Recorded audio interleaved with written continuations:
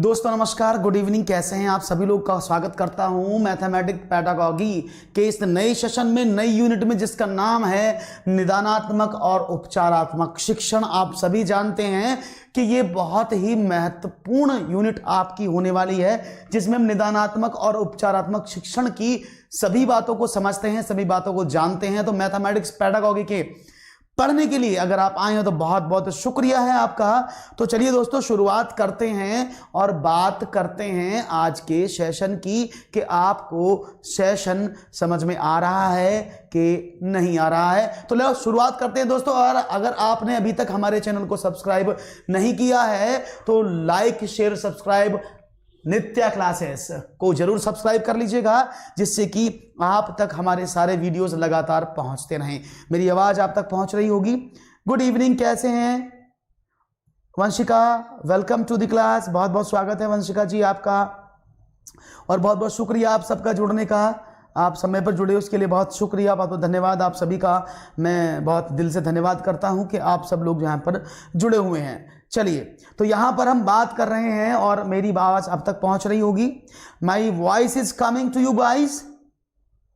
चलिए भाई, मेरी आवाज़ आप तक पहुँच रही है ऐसा मुझे लग रहा है, और यहाँ पर स्ट्रीमिंग हो चुका है स्टार्ट और आपको मेरी आवाज़ पहुँच रही है। बहुत बढ़िया। तो सब लोगों का मैं वेलकम कर रहा हूँ यहाँ पर।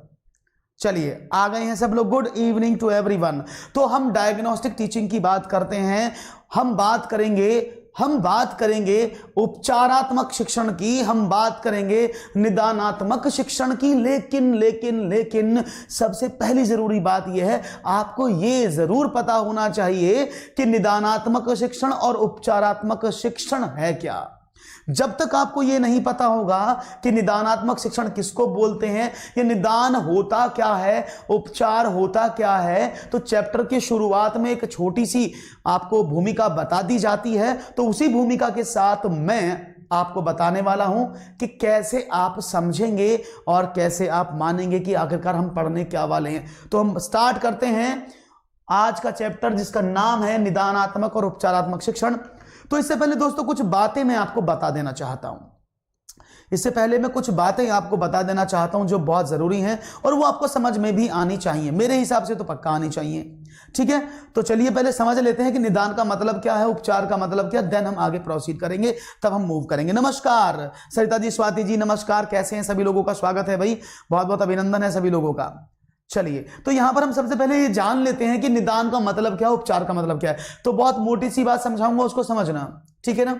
ये हमारा स्टूडेंट है, गलती से डॉक्टर बन गया। हमारा स्टूडेंट था, एक कहानी को समझना। ये मेरा एक विद्यार्थी टिल्लू, ये डॉक्टर बन गया। क्या बन गया? डॉक्टर बन गया।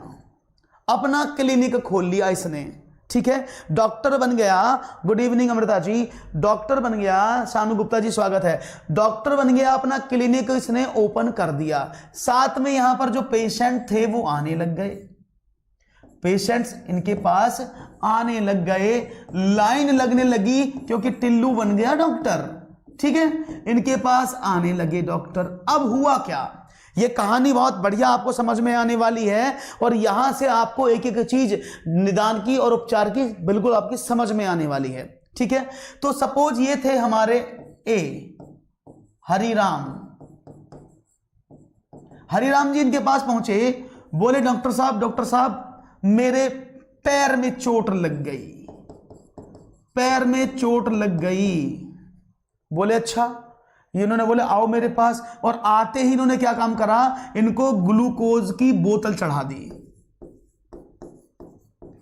आता ना डिप लगा देते हैं, तुम लेटो मैं तुम्हें ग्लूकोज की बोतल लगा देता हूं। ग्लूकोज की बोतल लगा दी, समझते रहना एक एक चीज, ये काम की पूरा क्लियर यहीं पर हो जाएगा। ग्लूकोज की बोतल लगा दी, कोई बात नहीं है। जब ग्लूकोज की बोतल लगा दी, दूसरे वाले आए, इन्होंने बोला सर जी मेरे यहां पर किडनी में पेन हो रहा है। ये बोले अच्छा कोई बात नहीं है, आ जाओ ग्लूकोज की बोतल लगा दो। इनको भी ग्लूकोज की बोतल दे दी। Good evening to everyone. इसके बाद ये बोले जी सर मेरे तो हार्ट में प्रॉब्लम हो रही है, हार्ट बीट बढ़ रही है मेरी। बोले अच्छा तो आ जाओ, क्या करना है, ग्लूकोज की बोतल लगवा लो। अब ये चौथे वाले आए, बोले जी साहब मुझे तो दिखाई कम दे रहा है आजकल। डॉक्टर साहब मेरे को दिख नहीं रहा है। बोले अच्छा दिख नहीं रहा है।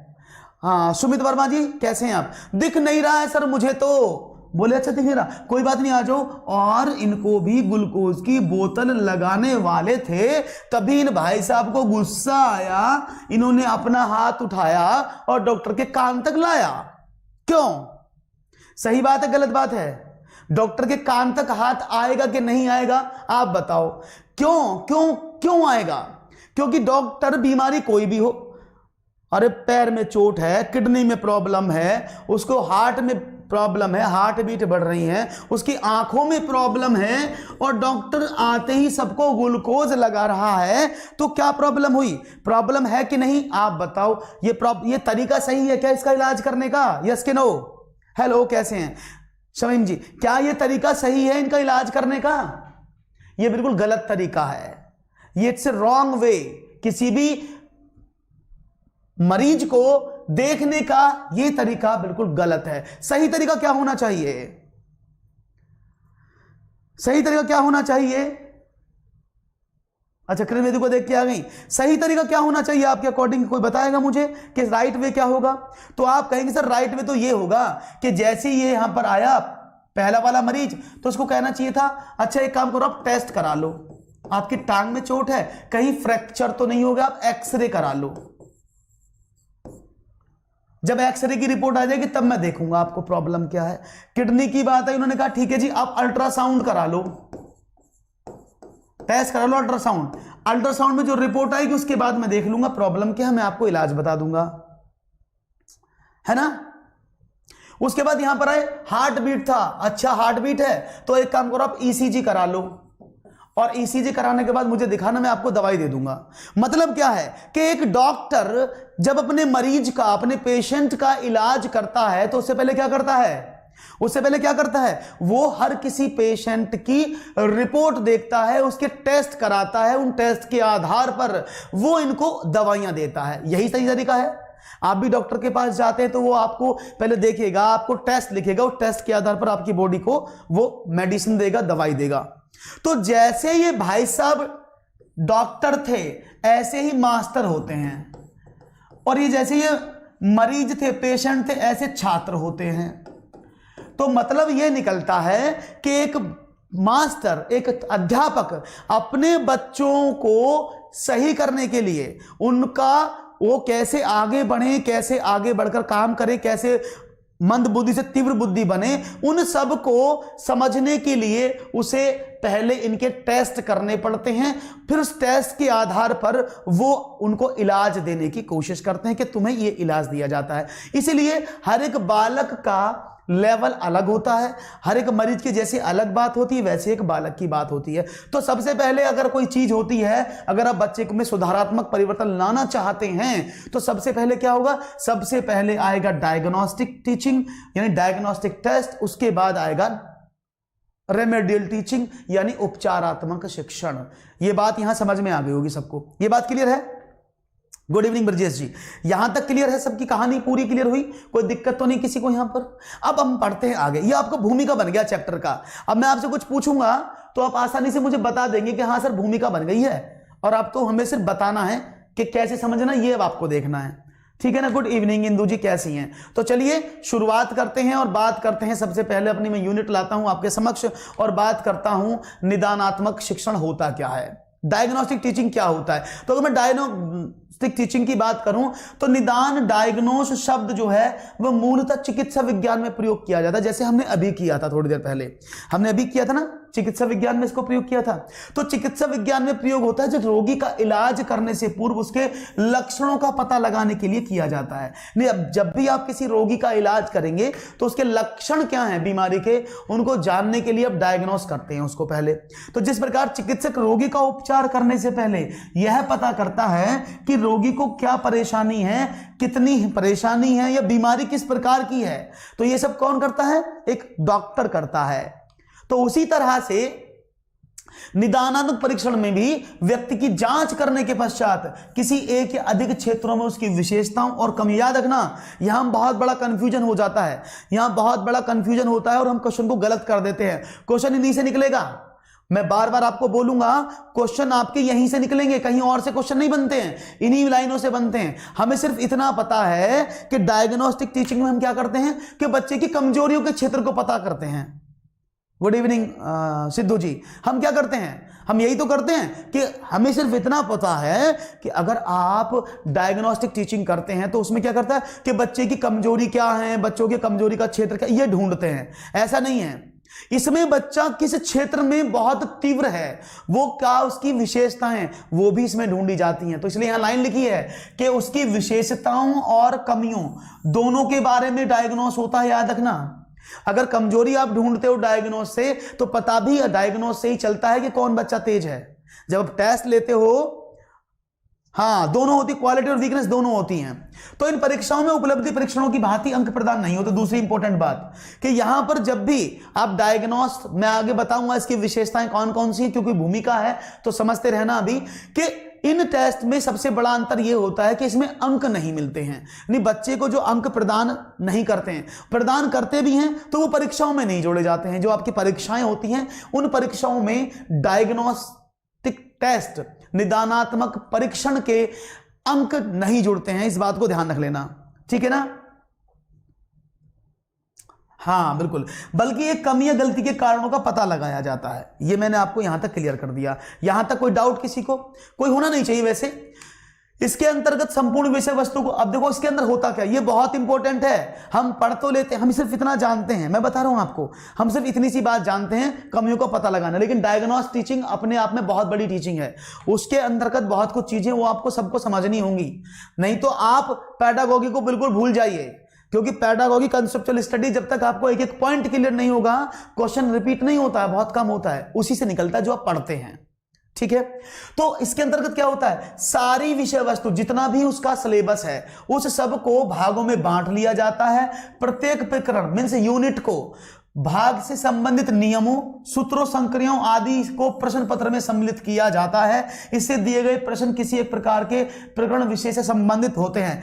यह प्रश्न पूछा जाता है पेपर में, निम्न में से कौन सा डायग्नोस्टिक यानी निदानात्मक शिक्षण की विशेषता नहीं है, ऐसा क्वेश्चन पूछा जाता है। गुड इवनिंग, कैसे हैं, नमस्ते मंजू जी, ठीक है, कैसी है मंजू मैडम। तो यह जरूरी नहीं क्या पूछा जाता है। तो इसमें क्या होता है, एक ही टाइटल होता है, एक यूनिट से आपने कोई चैप्टर पढ़ाया, उस चैप्टर से बोला बच्चों को मैं आपके टेस्ट लूंगा, और आपने क्लास में टेस्ट अरेंज कराया और बच्चों को पता लगा कितने कम नंबर कितने ज्यादा नंबर, उसके आधार पर अगर बच्चे के नंबर कम आए हैं और नंबर क्यों कम आए हैं उसका पता लगाते हैं। निदानात्मक परीक्षण में प्रश्नों की अधिगम क्रम व्यवस्थित किया जाता है, यानी यहां पर जब भी पेपर आपको मिलेगा, जब भी आप डायग्नोस्टिक टेस्ट बनाएंगे तो उसमें एक क्रम होता है, यानी जो आपने पढ़ाया है उसी क्रम से आप बच्चे को टेस्ट में रखेंगे। ऐसा नहीं है कि जो आपने नहीं पढ़ाया उसको भी आप दे देंगे। अलग से निदानात्मक परीक्षण का निर्माण किया जाता है, ठीक है। प्रत्येक अधिगम, याद रखना, प्रत्येक अधिगम इकाई के लिए नहीं, हर एक यूनिट के लिए आप अलग अलग डायग्नोस्टिक टेस्ट रख सकते हैं। एक रखो, दो रखो, दो से ज्यादा रखो, ये टीचर की एबिलिटी पर डिपेंड करता है, वो कितने डायग्नोस्टिक टेस्ट रखता है क्लास में, ठीक है ना। ठीक है, चलिए बहुत अच्छी बात है। तो निदानात्मक शिक्षण क्या है, बात करते हैं परिभाषाएं, ये बहुत इंपॉर्टेंट है, ये परिभाषाएं आपसे पूछ ली जाती हैं। तो परिभाषाएं बहुत जरूरी हैं और वो आपको आनी भी चाहिए कि परिभाषा किसने क्या दी। तो गुड के मतानुसार क्या है, निदान का अर्थ है, क्या अर्थ है कि निदान का अर्थ है अधिगम संबंधी कठिनाइयों और कमियों के स्वरूप का निर्धारण करना। स्वरूप मीन्स होता है टाइप, उनका रूप, उनका आकार, उनकी स्थिति, ये सब स्वरूप में आते हैं।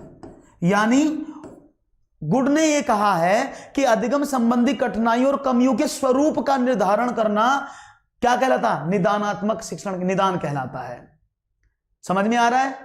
गुड मीन्स अच्छा, तो यहां क्या है, गुड माने अच्छा होता है ना, कि अच्छा क्या हो, स्वरूप हो, अच्छा स्वरूप हो, उसको निर्धारण किया जाता है किसका, कि कठिनाइयों और कमियों के आधार पर। तो गुड की परिभाषा बहुत सिंपल थी, समझ में आ गई, क्लियर है, बहुत अच्छी बात है। बात करते हैं नेक्स्ट परिभाषा की। ये परिभाषा पूछी गई है सीटेट 2016 में, ये परिभाषा पूछी गई है योकम और सिम्पसन की परिभाषा, ये आई है योकम और सिम्पसन की। क्या है परिभाषा में कि निदान किसी कठिनाई का उसके चिन्हों या लक्षणों से ज्ञान प्राप्त करने की कला का कार्य है। यह तथ्यों के परीक्षण पर आधारित कठिनाई का स्पष्टीकरण है। तो यहां पर इन्होंने क्या बोला भाई साहब ने, समझ गए? बहुत बढ़िया, क्लियर हो रहा है, वेरी गुड।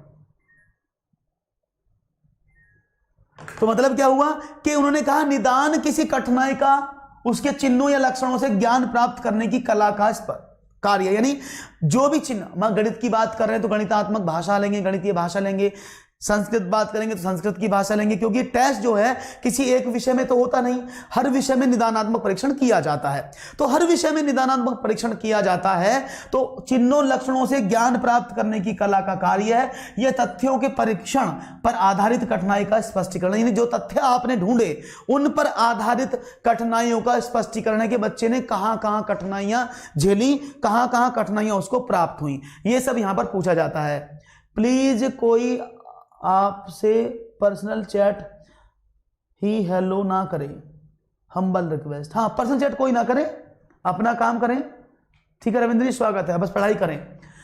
तो निदानात्मक शिक्षण की परिभाषाएं क्या होती हैं? मार्शल के अनुसार, मार्शल ने क्या कहा, जिसे शिक्षण में छात्रों की विशिष्ट त्रुटियों का निदान करने का विशेष प्रयास किया जाता हो उसे बहुधा निदानात्मक शिक्षण या शैक्षिक निदान कहते हैं। यानी इसमें क्या हुआ है कि सबसे ज्यादा जहां त्रुटियों का निदान, त्रुटियों को ढूंढने का, कमियों को ढूंढने का, एरर्स को फाइंड आउट करने का जहां पर काम किया जाए उसको शैक्षिक निदान कहते हैं। यह बात समझ में आ गई? चलिए, बहुत अच्छी बात है। मुझे लग रहा है थ्योरेटिकल सेक्शन पढ़ना किसी को पसंद नहीं है, ऐसा मुझे फील होता है। हालांकि सब कुछ निकलता यहीं से है, पास हर कोई होना चाहता है, कंटेंट कोई पढ़ना नहीं चाहता है, हर कोई सिर्फ क्वेश्चन आंसर पढ़ना चाहता है, ऐसा मुझे लगता है। गुड इवनिंग राजेश जी, कैसे हैं महाराज जी? क्योंकि मैं देख रहा हूं कि 20 बच्चे से थ्योरेटिकल सेक्शन देखते ही बच्चों की संख्या कम होने लग गई है। चलिए, कोई बात नहीं है, जिनको पढ़ना है वो रुकिएगा। अब देखो, निदानात्मक शिक्षण में नैदानिक परीक्षण के उद्देश्य क्या हैं, क्यों इसको कराया जाता है, ये आपको पता होना चाहिए। क्यों?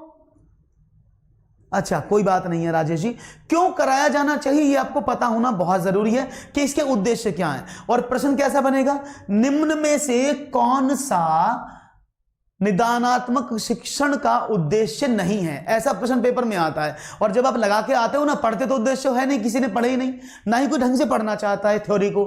क्या सोचते हैं बस क्वेश्चन में मिल जाए, 3 उद्देश्य याद हो गए, चौथा में याद नहीं है। उद्देश्य बहुत सारे होते हैं, तो आपको सारे उद्देश्यों के बारे में पता होना चाहिए, है ना? नहीं, मैं क्लास को बुरी नहीं बता रहा हूं, मैं थिंकिंग बता रहा हूं आप लोगों की जो यहां पढ़ते हैं। पहला, गणित विषय की अध्यापन प्रक्रिया में सुधार करना। देखो, मैं गणित विषय के बारे में बात करूंगा कि जब भी निदानात्मक शिक्षण की आप बात करेंगे तो उस निदान के कारण होता क्या है कि सपोज मैंने किसी बच्चे का टेस्ट लिया, मैंने देखा बच्चे ने इस प्रखंड में, इस प्रकरण में सही उत्तर नहीं लाया है, इस प्रकरण में उसको प्रॉब्लम है, उसने यहां पर नहीं समझा है ना, यहां पर समझा नहीं है। तो क्या करेंगे आप अपने, भाई आप बच्चे को पढ़ा रहे हैं, वो नहीं समझ पा रहा, उसके नंबर कम आ रहे हैं, तो आप क्या करेंगे, आप करेंगे अपने अध्यापन क्रिया में सुधार करने की कोशिश करेंगे। आप सोचेंगे कहीं यार मैं ही तो सही नहीं पढ़ा रहा हूं, बच्चा मेरी बात को नहीं समझ रहा है, तो प्रॉब्लम क्या है, यानी मुझे अपनी प्रक्रिया में सुधार लाना चाहिए जिससे कि बच्चा मेरी बात को समझे। तो यहां पर अध्यापन प्रक्रिया में सुधार करना यह निदानात्मक शिक्षण का पहला उद्देश्य है। ठीक है, दूसरी बात करते हैं। यहां पर दूसरी बात होती है तो अधिगम अनुभव तथा अधिगम प्रक्रिया के अवरोधक तत्वों को ढूंढना एवं उपचारात्मक शिक्षण की व्यवस्था करना। अब देखो, अधिगम अनुभव तथा अधिगम प्रक्रिया के अवरोधक मीन्स होते हैं बैरियर्स, यानी जो चीज बच्चे को समझाते समय अवरोध का कारण बन रही है उसको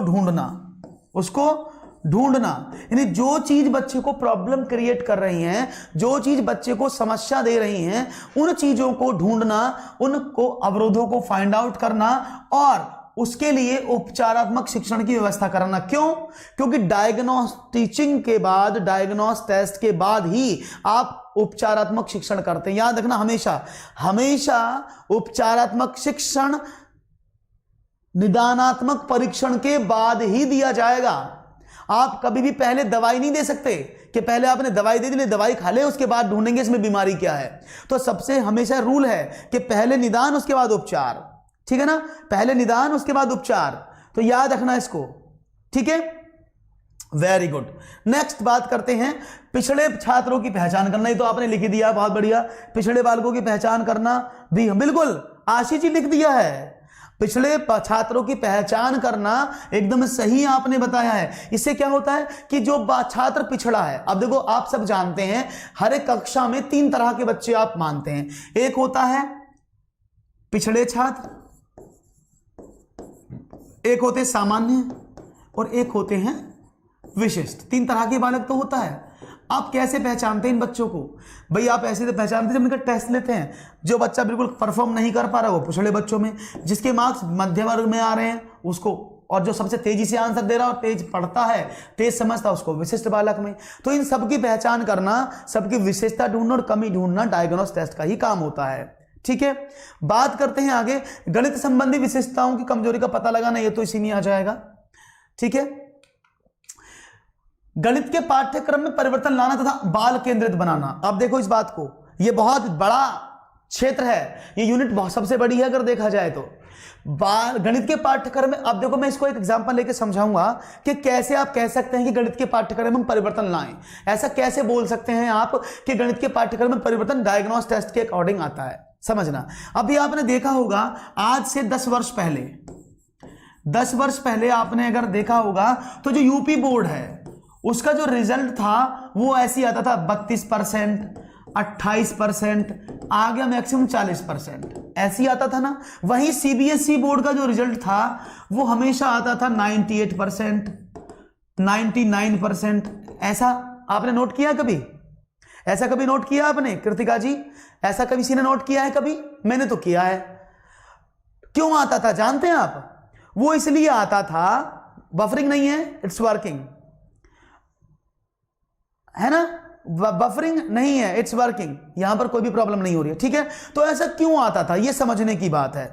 वो इसलिए आता था क्योंकि जब आप बात करते थे यूपी बोर्ड की 32%, 28%, क्योंकि अगर गणित की मैं बात करूं, मैथमेटिक्स की, तो यहां पर गणित में 6 किताबें होती थी पढ़ने के लिए, जिनमें से पेपर बनता था, 6 बुक्स, और यहां पर होती थी सिर्फ 1 किताब जिसमें से पेपर बनता था। तो यहां पर इन बोर्ड वालों ने क्या देखा, भाई हमारे बच्चे तो पीछे होते जा रहे हैं, उनकी परसेंटेज कम हो रही है, रिजल्ट कम हो रहा है, तो उन्होंने जांचा ना, डायग्नोस किया ना चीजों को लेकर के। तो उन्होंने क्या काम करा, उन्होंने उसके बाद 4 बुक की, 4 बुक के बाद अब 2 बुक कर दी, तो अब बच्चों के रिजल्ट इनकी बराबर ही आते हैं। तो अगर पाठ्यक्रम में भी सुधार लाना है, पाठ्यक्रम में परिवर्तन लाना है, तो डायग्नोस्टिक टीचिंग लाना होता है, उसको बाल केंद्रित बनाना। क्योंकि बच्चा नहीं 6 किताबों को झेल पा रहा था, बच्चा 6 किताबों को नहीं झेल पा रहा था, आपने बाल केंद्रित बना दिया उसको, नहीं बच्चे के अकॉर्डिंग उसका स्तर घटा दिया और बच्चे ज्यादा पास होने लग गए। समझ में आ रहा है? तो ये रीजन समझ में आया? कोई दिक्कत तो नहीं किसी को? यहां तक प्रॉब्लम नहीं है, बहुत बढ़िया, वेरी गुड। आगे बढ़े, समझ में आ गया ये वाली बात तो आपको। नेक्स्ट क्या उद्देश्य है? मूल्यांकन प्रक्रिया को प्रभावशाली बनाने हेतु मूल्यांकन पद्धतियों में परिवर्तन करना। अब ये एक बात और हमने आई कि आप क्या करेंगे, मूल्यांकन प्रक्रिया को, जो आप इवेल्युएशन प्रोसेस है, जो इवेल्युएशन प्रोसेस जिसको आप बोलते हैं, उसको प्रभावशाली, उसको इफेक्टिव बनाने के लिए आप जो मूल्यांकन पद्धतियां हैं, जो मूल्यांकन सिस्टम है, इवेल्युएशन सिस्टम है, उसमें ही बदलाव कर देना कि इवेल्युएशन कैसे हो। आपने देखा भी होगा जब इवेल्युएशन की हम बात करते हैं तो आपने क्या देखा, पहले पेपर आता था, कोई 10 प्रश्न करो, और बच्चों को बोल दिया कोई 10 प्रश्न करो, निम्न में से 12 प्रश्न दे दिए, कर लिया, बच्चे के नंबर बड़े कम आते थे। तो आपने इवोल्यूशन प्रोसेस को सुधारा, क्योंकि प्रश्न पत्र सुधरेगा तभी तो इवोल्यूशन प्रोसेस सुधरेगा। तो आपने क्या काम किया, आपने प्रश्न पत्र को खंडों में बांट दिया। आपने कहा भाग ए यानी सेक्शन ए अति लघु उत्तरीय, very short question, section B लघु उत्तरीय question, short question, third 1 word substitution, 1 word question, fourth large दीर्घ उत्तरीय प्रश्न। अब बच्चा इनको इंटरेस्ट से पढ़ता है, इनको इंटरेस्ट से पढ़ता है, इनको इंटरेस्ट से पढ़ता है, तो वही यहीं पर वो नंबर ज्यादा ले आता है। होता है कि नहीं होता है? वॉइस नहीं आ रही है प्रतिभा जी, आप एक बार चेक करें, आपको वॉइस नहीं आ रही है। मूल्यांकन प्रक्रिया को प्रभावशाली बनाने हेतु मूल्यांकन प्रविधियों में परिवर्तन करना, बहुत बढ़िया। वॉइस नहीं आ रही है? मेरी वॉइस तो आ रही है सबको?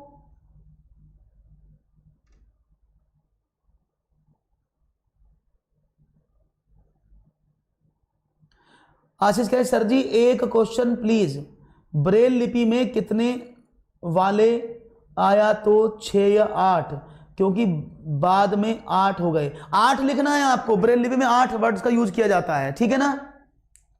इंदु जी यहां पर भी बारिश हो रही है, ठीक है, तो ये आप इसमें भी सुधार कर सकते हैं, कोई प्रॉब्लम नहीं है। इसके बाद की हम बात करते हैं उपलब्धि परीक्षण। देखो उपलब्धि परीक्षण का मतलब होता है मूल्यांकन, याद रखना। उपलब्धि परीक्षण का दूसरा नाम मूल्यांकन है, क्योंकि मूल्यांकन को ही उपलब्धि परीक्षण बोलते हैं, क्योंकि मूल्यांकन के द्वारा ही अचीवमेंट मिलता है। फर्स्ट डिवीजन आई, सेकंड डिवीजन आई, फेल हो गया या रैंक 1 आई, तो ये सब किससे सीखते हैं? ये सब उपलब्धि परीक्षण से सीखते हैं। तो उपलब्धि परीक्षण हेतु परीक्षण पदों का प्रकार निर्धारित करने में सहायता देना इसका उद्देश्य हो सकता है। और छात्रों की कमियों एवं अच्छाइयों के आधार पर शैक्षिक एवं व्यवसायिक निर्देशन देना बहुत इंपॉर्टेंट टास्क है। इसको समझना कि छात्रों की कमियों और अच्छाइयों के आधार पर शैक्षिक एवं व्यवसायिक निर्देशन देना। यहां पर आप बच्चे के अगर अच्छा है पढ़ाई में या वो कमी पड़ता है पढ़ाई में, तो आप निर्देशन दे सकते हैं। जैसे ये दो बच्चे थे टिल्लू और बिल्लू। टिल्लू के 33% नंबर आए हाई स्कूल में और इंटर में आए उसके 32%, एक नंबर का ग्रेस मिलकर 33% हो गया। वहीं बिल्लू के जो नंबर थे वो थे 89%, 90%। तो इसको यहां पर जो टीचर खड़ा है वो क्या सजेशन देगा या आप क्या देंगे? भाई तू आर्ट साइड ले ले, इसको भी टिल्लू को बोलेंगे, क्यों तुमसे ना हो पाएगा, तुम चला ही नहीं पाओगे। और इनको क्या बोलोगे? बेटा तू जो है ना बीटेक कर ले, आईआईटी की तैयारी कर ले। तो सब लोग देते हैं ना निर्देशन, हर कोई बच्चा, जब वो अच्छे और अच्छाइयों के आधार पर आप टीचर एक निर्देशन कर सकता है कि तुम्हें क्या करना। ऐसे करते कि नहीं करते टीचर? आपके टीचर भी ऐसे करते होंगे पक्का कि तुम ये वाला काम कर लो, ऐसा कई बार होता है, ठीक है ना। हाँ जी, नेक्स्ट बात करते हैं चरण। अब देखो भाई, ये भी प्रश्न बन सकता है कि निदानात्मक शिक्षण हेतु कितने चरण महत्वपूर्ण हैं, कितने चरणों में ये होता है? तो ये 5 चरण में होता है, इस बात को समझ लेना। निदानात्मक शिक्षण की अगर हम बात करें तो ये 5 चरण में पूरा होता है। 5 चरण याद रखना। कितने चरण हैं इसके? अगर कोई प्रश्न पूछे कि निदानात्मक परीक्षण कितने चरणों में पूरा होता है, तो ये 5 चरण में पूरा होता है। सुमित कह रहे हैं सर वॉन हेले का सिद्धांत क्या है? अब वॉन हेले अगर मैं यहां समझाऊंगा तो गड़बड़ हो जाएगी। सुमित जी वैसे वीडियो के लिंक डिस्क्रिप्शन में लिंक है, फिर भी आपने कह दिया तो मैं थोड़ा समझा देता हूं आपको, नहीं तो आप परेशान रहेंगे। वॉन हेले का मतलब शॉर्ट में समझा देता हूं, ठीक है ना। सुमित जी आप पहली बार शायद जुड़े हैं तो मैं बता देता हूं वॉन हेले का मतलब क्या है। वॉन हेले नीदरलैंड के रहने वाले थे, नीदरलैंड के, याद रखना। 1957 में उन्होंने एक थ्योरी दी थी जिसका नाम था वॉन हेले थ्योरी, जो ज्यामिति चिंतन के आधार पर थी। क्या बोलते थे? ज्योमेट्री पर उन्होंने थ्योरी दी और उन्होंने थ्योरी को कहा कि प्रत्येक बच्चा ज्यामिति चिंतन को, यानी ज्योमेट्री की जो आकृतियां, उनको 5 चरण में सीखता है, 5 लेवल में सीखता है, जिनको उन्होंने लेवल 0 से लेकर लेवल 4 तक माना, ठीक है। लेवल 0 से लेवल 4 तक उन्होंने इसको माना, तो 5 लेवल हो गए ना, 0 1 2 3 4। तो लेवल 0 से लेवल 1, लेवल 2, लेवल 3 ये माना, ठीक है ना। तो ये 5 लेवल उन्होंने माने। सुमित जी बात समझ में आ रही है? सुमित जी ठीक है? सुमित जी क्लियर हो रहा है आपको? तो ये 5 स्टेप यानी लेवल 5 थे जिनको उन्होंने 0 से लेकर 4 लेवल में माना। इनके नाम लिखूंगा, पढ़ाऊंगा किसी और दिन, अब समझ लेना। पहला था विजुअलाइजेशन, इट्स विजुअलाइजेशन। दूसरा था एनालिसिस, हिंदी में लिख दूंगा नाम अभी इनके। तीसरा था इनफॉर्मल डिडक्शन। फोर्थ था फॉर्मल डिडक्शन और 5वां था रिगर, ठीक है। ये 5 स्टेप थे, हिंदी में लिख देता हूं। इसको बोलते हैं चाक्षुषीकरण या मानसिक चित्रण भी बोल सकते हैं। चाक्षुषीकरण या मानसिक चित्रण, ये एक क्वेश्चन आता है वैसे, इसमें ये सही पूछा है इन्होंने, इसमें से एक क्वेश्चन आता है। इसको बोलते हैं विश्लेषण,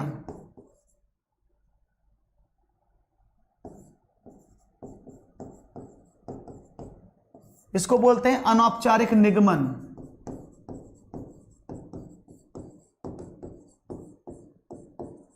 इसको बोलते हैं औपचारिक निगमन,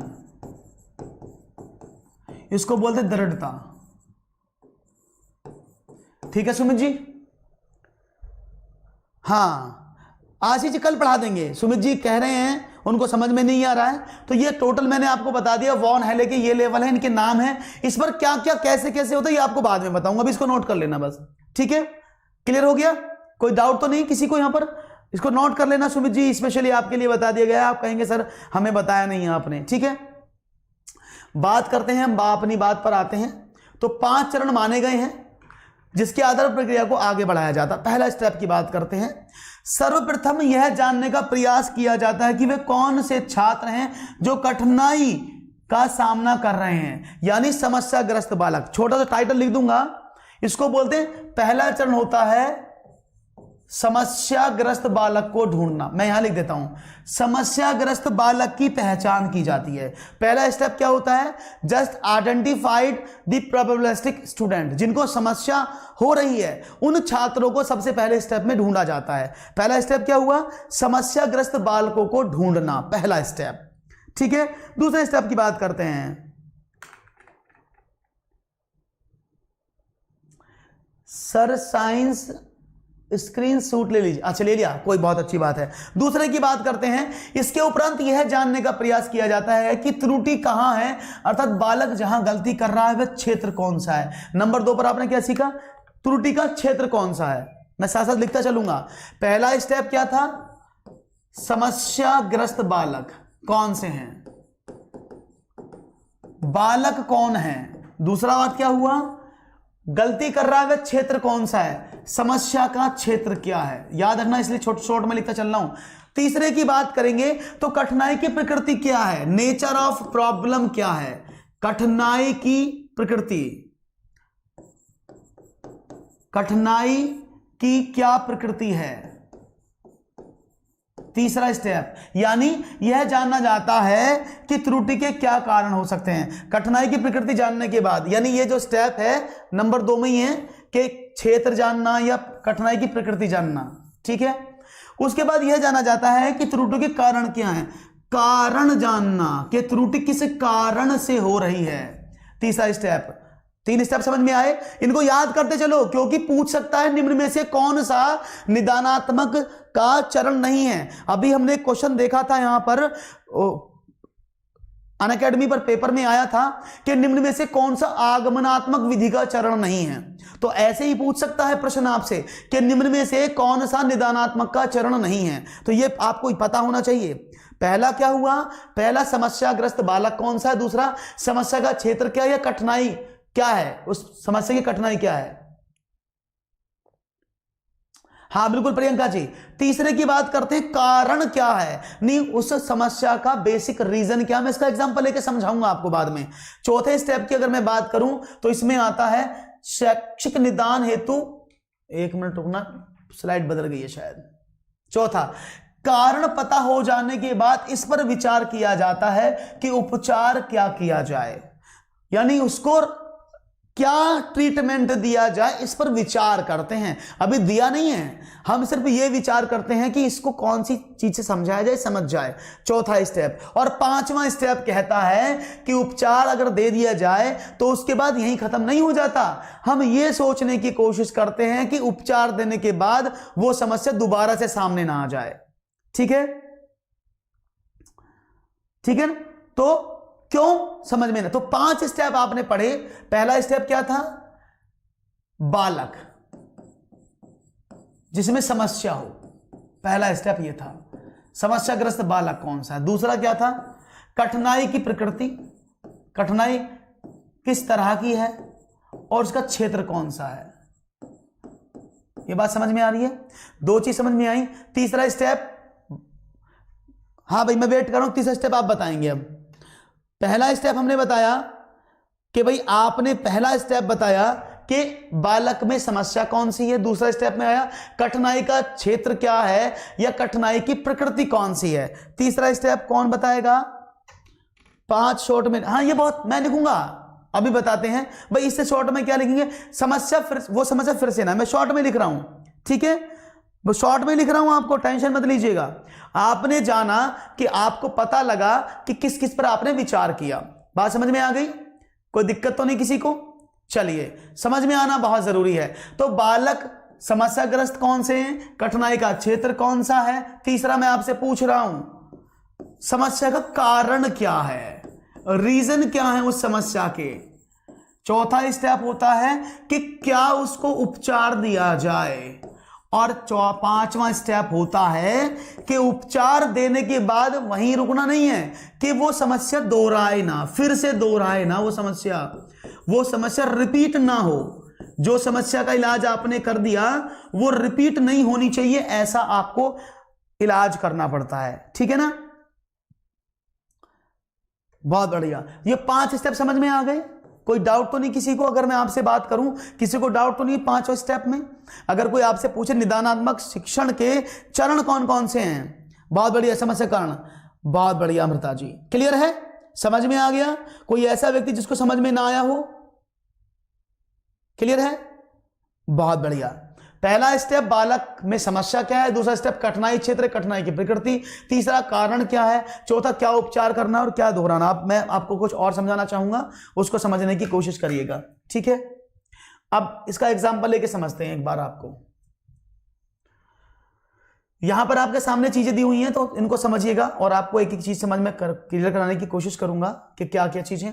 सबसे पहले सपोज आपने बच्चों को प्रैक्टिस कराने का काम शुरू किया, तो आपने पहले जाना बालक कौन कौन से हैं। सपोज आप मैथमेटिक्स पढ़ा रहे हैं, आपने गणित पढ़ाया, आपने गणित की कक्षा स्टार्ट की, स्टार्ट करने पर आपने नंबर सिस्टम बच्चों को पढ़ाना शुरू किया, तो कुछ बच्चों को आप निदान कैसे करेंगे? आपने क्या देखा कि बहुत सारे बच्चों को समझ में नहीं आ रहा, तो सबसे पहले क्या करेंगे, जिन बालक को संख्या पद्धति में समस्या हो रही है, संख्या पद्धति में समस्या हो रही है, उनको ढूंढना, पहला स्टेप।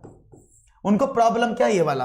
अब संख्या पद्धति में बहुत सारी प्रॉब्लम्स होती हैं कि भाई उनको अंक याद नहीं हो रहे हैं, उनको परिमेय अपरिमेय संख्याओं में प्रॉब्लम हो रही है, उनको सम विषम में प्रॉब्लम हो रही है, या उनको प्राकृत और पूर्ण संख्याओं में प्रॉब्लम हो रही है। तो ये है कठिनाई का क्षेत्र कि उनकी समस्या किस लेवल की है, किस क्षेत्र में वो जा रहे हैं। ठीक है ना? तीसरे बात करते हैं कारण क्या है। अब कारण मतलब क्या है, वो क्यों नहीं सीख पा रहे हैं? क्या बच्चा ध्यान नहीं दे रहा है, बच्चे की रुचि नहीं है इसमें, बच्चा एकाग्र नहीं है, या शिक्षण विधि सही नहीं है? ये सब चीजें सीखी जाएंगी ना। तो तीसरे स्टेप पर ये कारण पता किए जाते हैं कि बच्चा क्यों नहीं पढ़ रहा है, बच्चा समझ क्यों नहीं रहा, बच्चे का ध्यान नहीं है पढ़ने में, उसका इंटरेस्ट नहीं है, वो बच्चा एकाग्र होकर नहीं पढ़ रहा है, या जो शिक्षण विधि टीचर उसको सिखा रहा है वो उसको समझ में नहीं आ रही है। जब इन चीजों का पता चलेगा तो आपको पता चलेगा कि इसका इलाज क्या किया जाए, शिक्षण विधियों को बदला जाए, उसकी एकाग्रता के लिए क्या किया जाए, रुचि इंटरेस्ट क्रिएट करने के लिए कौन सा शिक्षण दिया जाए, उसे खेल से शिक्षण कराया जाए, या उसे एक्स्ट्रा करिकुलम एक्टिविटी कराई जाए, ध्यान नहीं है तो ध्यान केंद्रित करने के लिए उस पर क्या किया जाए, ये यहां पर सोचा जाता है। यहां तक जब सारी काम खत्म हो जाते हैं तो इसके बाद आता है कि भाई ये हमने एक बार क्लियर कर दी सारी चीजें, इनका सबका इलाज कर दिया, तो प्रॉब्लम ये है कि दोबारा से ये चीज उसके दिमाग में आए ना, दोबारा से वो चीजों को रिपीट ना करे, ऐसी कोशिश आपको करनी चाहिए। तो ये पूरे स्टेप है, आपको समझ में आ गए होंगे। मैंने एक एक चीज आपको क्लियर करके बता दी है, एक एक चीज समझा दी है कि 5वें स्टेप में प्रॉब्लम अगर ये होगी तो बच्चा कहां कहां कैसे कैसे प्रॉब्लम झेल सकता है, कहां कहां से उसे समस्याओं का सामना करना पड़ सकता है। ये बात आपको समझ में आ गई होगी, बहुत अच्छी बात है। तो आगे बढ़ता हूं और बात करता हूं नए की। क्लियर है? बहुत बढ़िया, समझ में आ गया सबको, वेरी गुड, एक्सीलेंट हैं आप। तो चलिए बढ़ते हैं आगे और बात करते हैं, ये तो मैंने समझा ही दिया आपको। आगे चलता हूं नई स्लाइड पर और बात करता हूं निदानात्मक उपचारात्मक शिक्षण में क्या क्या चीजें मुख्य पॉइंट हैं। देखो, विषय वस्तु के विश्लेषण के अतिरिक्त मानसिक प्रक्रिया के विश्लेषण में भी शैक्षिक निदान की आवश्यकता होती है। आवश्यकता क्या है? आवश्यकता समझाता हूं आपको पहले कि आवश्यकता क्या है। निदानात्मक परीक्षण की आवश्यकता एवं महत्व, क्यों जरूरी है, ये क्यों आवश्यक है हमारे लिए, ये समझना है। तो शैक्षिक निदान की आवश्यकता केवल समस्याग्रस्त बच्चों को ही नहीं होती है, अपितु सामान्य छात्रों को भी होती है। क्योंकि ऐसा थोड़ी है कि कमी के क्षेत्र सिर्फ जो मंद बुद्धि का बालक होता है उसी के सामने आते हैं। जो बच्चे पढ़ने में तेज है, क्या आप लोगों के सामने समस्या के क्षेत्र नहीं आते? आप बताओ, क्या आपके सामने समस्या के क्षेत्र नहीं आते हैं? आप बताइए, आपके समक्ष भी समस्याओं के क्षेत्र आते हैं ना?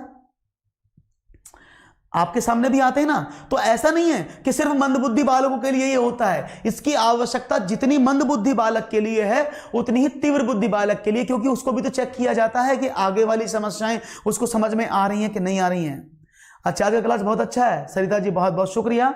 ठीक है, बात करते हैं निदानात्मक परीक्षण की आवश्यकता छात्रों की विषयगत एवं विशेष इकाई में कठिनाई स्तर को जानने में पड़ती है। क्यों आवश्यकता पड़ती है? प्रत्येक पर्टिकुलर सब्जेक्ट में ऐसा तो नहीं होता ना कि जो बच्चा गणित में कमजोर है तो ये जरूरी है वो साइंस में भी कमजोर हो। ऐसे कितने बच्चे हैं उनको बहुत अच्छे से हिंदी आती है, उनको अंग्रेजी आती, गणित नहीं आता है। तो ये है कि इसकी आवश्यकता हर किसी विषयगत, हर किसी विषय में अलग अलग तरीके से हर इकाई को जानने में, कठिनाई स्तर को जानने में की जाती है। हाँ, 7:30 बजे सुबह भी क्लास होती है, आप सुबह की क्लास में भी जुड़ सकते हैं। ठीक है, कठिनाई उत्पन्न करने वाले प्रश्नों का विषय वस्तु का विश्लेषण करने हेतु इसकी आवश्यकता होती है। अब देखो, जो प्रश्न बच्चे को आपने दिए वो कठिनाई आपको बच्चे को उत्पन्न कर रहे हैं विषय वस्तु में, तो आप उनका विश्लेषण भी कर सकते हैं। तो ये निदान में ही उसकी जो है आपको विशेषता प्राप्त होती है। ठीक है ना।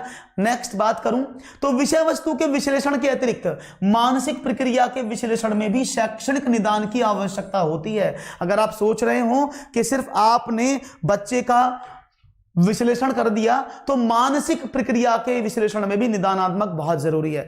क्यों? क्योंकि कक्षा 1 से लेकर कक्षा 5 तक बच्चे को सिर्फ और सिर्फ आप मानसिक रूप से गणित पढ़ाते हो, याद है ना?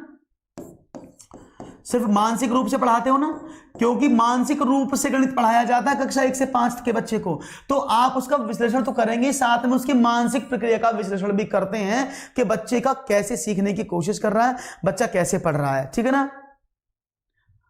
संडे में कृतिका जी, संडे में तो क्लास में नहीं लूंगा, संडे की क्लास अगर हुई तो देख लूंगा, तो संडे में मैं कहीं बाहर जाता हूं, लेकिन अब लॉकडाउन है तो संडे में क्लास ली जाएगी। आप चैनल को सब्सक्राइब कर लीजिएगा और सब्सक्राइब करके बेल आइकन को प्रेस कर दीजिएगा। मैंने किसी से नहीं बोला अभी तक वीडियो लाइक कर लो, अगर आपको लगता है तो लाइक जरूर करिएगा और चैनल को सब्सक्राइब करके आगे फॉरवर्ड कर दीजिएगा, जिससे कि अभी आपको बता दूं, अभी तो ये खत्म होने वाला है, लास्ट यूनिट चल रहा है, इसके क्वेश्चन करा करके मैं 15 प्रैक्टिस सेट आपको कराऊंगा सीटेट तक। 15 प्रैक्टिस सेट, आप सोच लो कितने आपको मिलने वाला है।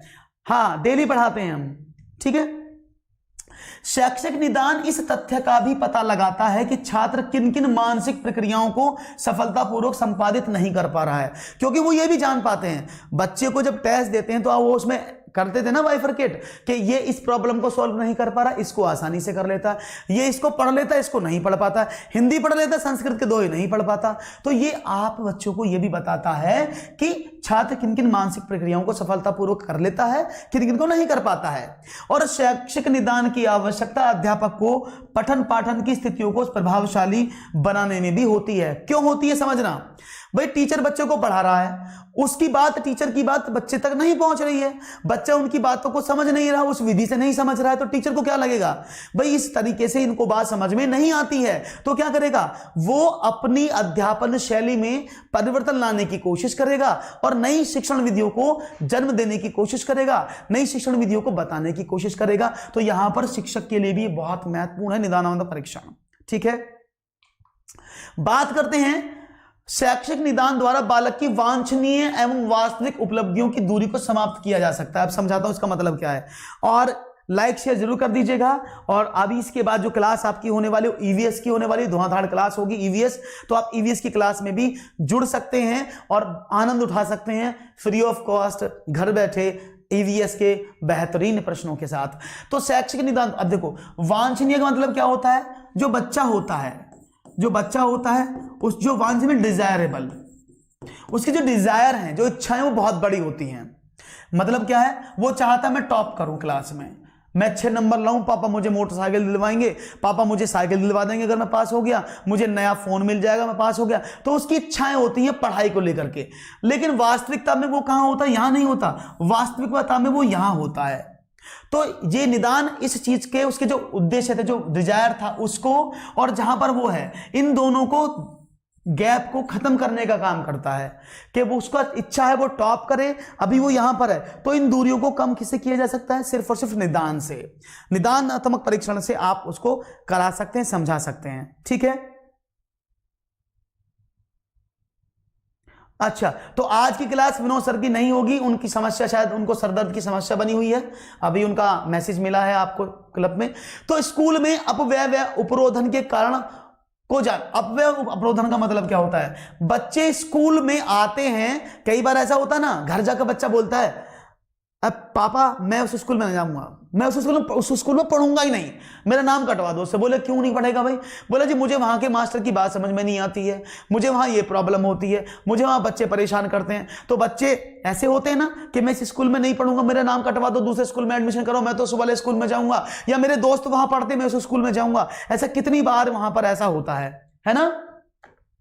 ऐसा कितनी बार वहां पर होता है, ठीक है ना?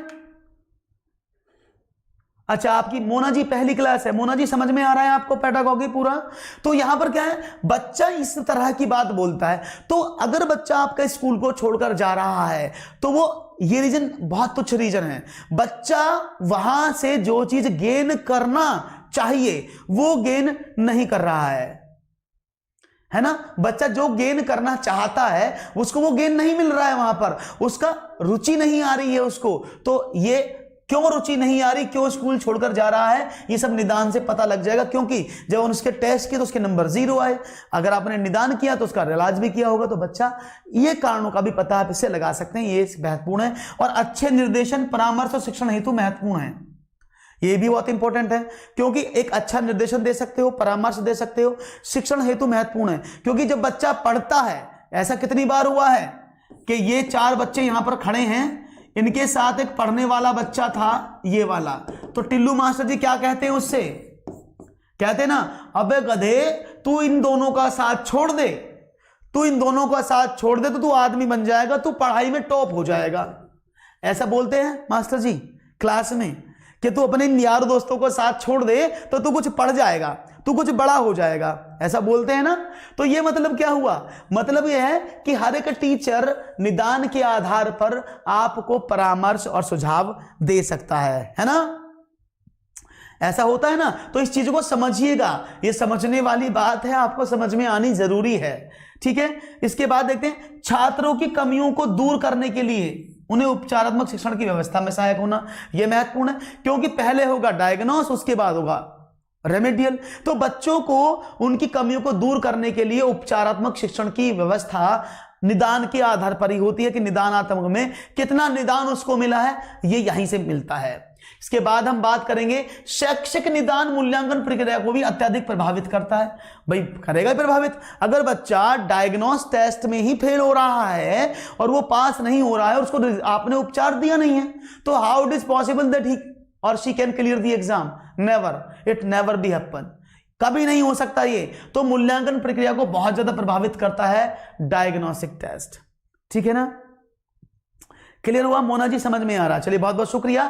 निदानात्मक परीक्षाओं में निश्चित समय नहीं दिया जाता, आवश्यकता अनुसार यह एक अधिक से अधिक बार भी आयोजित की जा सकती है। ये टीचर पर प्रॉब्लम है, ये टीचर पर बेस्ड है कि मास्टर जी क्या चाहते हैं। मास्टर जी ये चाहते हैं कि भाई मैं एक से ज्यादा बार टेस्ट, क्योंकि मास्टर की भी तो प्रॉब्लम है, वो सोचेगा एक बार टेस्ट लूंगा फिर दोबारा कॉपी चेक करनी पड़ेगी, 3 बार टेस्ट लूंगा तो 3 बार कॉपी चेक करनी पड़ेगी। तो ये डिपेंडेंसी होती है टीचर पर कि वो कितनी बार करा सकता है, लेकिन एक से अधिक बार कितनी बार भी आप डायग्नोस टेस्ट करा सकते हैं, कोई भी इशू नहीं है, कोई भी प्रॉब्लम नहीं है, ठीक है ना। अच्छा, इंग्लिश पेडागॉजी मैं ही पढ़ा दूं? वो इंग्लिश पेडागॉजी तो मैं नहीं पढ़ा पाऊंगा। अब देखो उपचारात्मक शिक्षण की बात करते हैं। अब उपचारात्मक शिक्षण क्या होता है, ठीक है। तो भाई उपचारात्मक शिक्षण अलग से पूरा टाइटल टॉपिक है। तो उपचारात्मक शिक्षण क्या होता है, अभी हमने आज निदान पढ़ा है पूरा, तो उपचारात्मक शिक्षण पर हम कल बात करेंगे, ठीक है। उपचारात्मक शिक्षण कल बात करें, अगर आपको अच्छा लगे तो उपचारात्मक शिक्षण पर हम कल बात करेंगे और कल पूरा आपको सिखाएंगे कि उपचारात्मक शिक्षण क्या होता है, ठीक है। तो एक दिन में एक टॉपिक, हमारे पास पर्याप्त समय है, हम आसानी से कर लेंगे, लेकिन लगातार आपको बने रहना है, पर डे समय से आ जाना है। मैं आपको थोड़ा टाइम बता देता हूं। सुबह में तो क्लास 7:30 पर होती है, जहां पर मैथ हम पढ़ा रहे हैं कंटेंट। इसके बाद 6 बजे पर डे क्लास होती है सीडीपी की, और कल से फ्रॉम फर्स्ट यूनिट स्टार्ट हो रहा है सीडीपी। उसके बाद 9:15 पर मैथमेटिक्स पेडागॉजी होती है, और उसके बाद 10:15 पर ईवीएस होता है, जो आज नहीं हो रहा है सर की तबीयत की वजह से। तो अभी तक मैंने बोला नहीं दोस्तों, अगर आपको अच्छा लगा तो लाइक जरूर कर दीजिएगा और शेयर कर दीजिएगा अपने फ्रेंड्स तक, जिससे तक हमारी आवाज आप तक पहुंच जाए और आप सब समझ पाए। पेडागोगी तो पढ़ा रहे हैं हम आपको,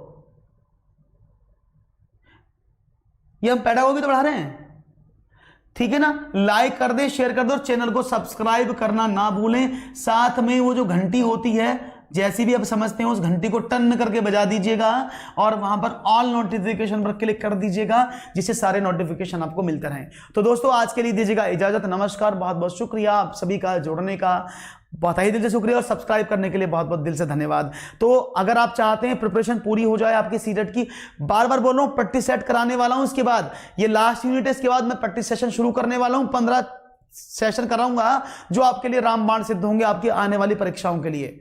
तो दीजिएगा इजाजत और दोस्तों को तक पहुंचा दीजिएगा मैसेज को। शुक्रिया, धन्यवाद, गुड नाइट।